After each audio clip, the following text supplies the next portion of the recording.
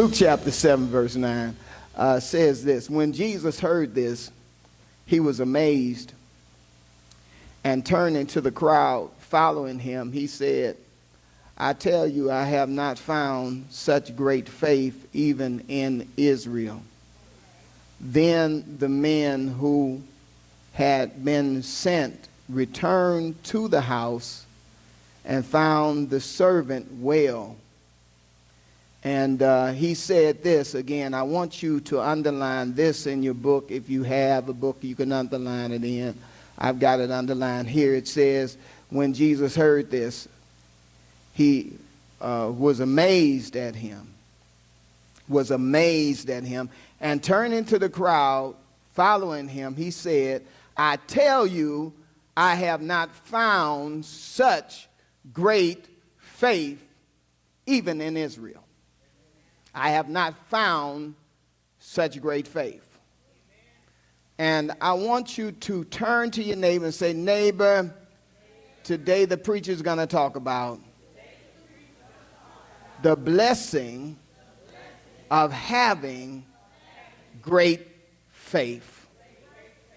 The blessing of having great faith. You may be seated in the house of the Lord. Scripture tells us that there are at least 4 kinds of faith. Dead faith, small faith, common faith, and great faith. Dead faith is the kind of faith that James talks about when he says that faith without works is dead. It's when you have no faith at all, really. You're just talking a good game. Small faith is what Jesus talks about. He often with the Israelites, he used to say, "O ye of little faith." A little faith. Common faith is a faith that we all share in God in terms of like us being here and being saved, and or at least coming to faith in the Lord. Common faith. It's the kind of faith that we talk about when we talk about each man having a measure of faith. Every person has been given a measure of faith. But then there is what the scripture talks about, which is great faith. Now, great faith is what this scripture is pointing to. It is the kind of faith that understands the authority of God. You understand how big God is, and you understand how powerful God is, and you have the capacity to actually think on God in terms of power and how big he is and what he can do. Great faith is life-changing, world-altering faith. Faith that changes the world, that alters your circumstance in life. That's the kind of faith that God is talking about this morning.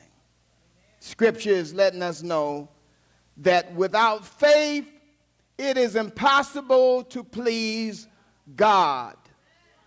For they that come to him must believe in him. That's the requirement. The first requirement for us having a relationship with God is for us to have faith, because faith is God's means of communicating from the soul and to heaven, and from heaven back to the soul again. In other words, if you want to communicate to God, you got to communicate in faith. You got to have faith. Great faith. Now, great faith, again, is world-changing. It's altering faith. It alters circumstances.